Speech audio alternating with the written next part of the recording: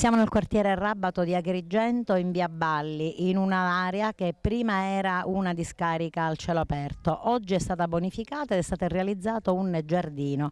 L'iniziativa è stata promossa da una coppia di giovani agrigentini che per motivi di lavoro si trovano a Bruxelles.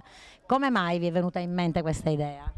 Cercavamo un modo alternativo per utilizzare i soldi che avremmo speso per gli inviti e le bomboniere del nostro matrimonio, che sarà giovedì prossimo, e abbiamo pensato insomma di utilizzarlo per il bene della collettività della città.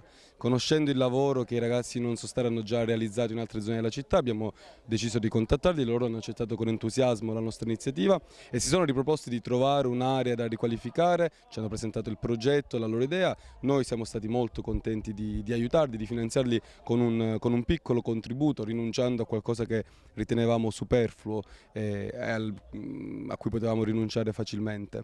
Per cui loro insomma, hanno impiegato diversi giorni di lavoro per portare a termine questo progetto che a noi piace molto, siamo molto soddisfatti. Con un piccolo contributo e col lavoro di alcuni ragazzi si è davvero fatto tanto, insomma, è cambiato l'aspetto di questa zona, di questo angolo di centro storico. Rabato è una zona quasi dimenticata da noi agrigentini, due ragazzi che vanno via per lavoro, però il cuore rimane sempre ad Agrigento. Esattamente, sì, il cuore rimane sempre qui per la nostra città che noi amiamo e per questo, anche se io personalmente non conoscevo questa zona così bene, però sono stata contenta di questo risultato perché per il messaggio che vogliamo lanciare a tutti, il bello è una cosa comune che va comunque coltivata e va nutrita.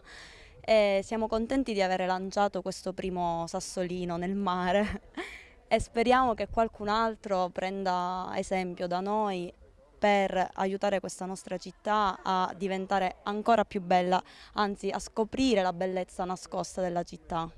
Voi dove sposerete? A San Gregorio, in Viale Cavalleri Magazzeni, la chiesa nuova.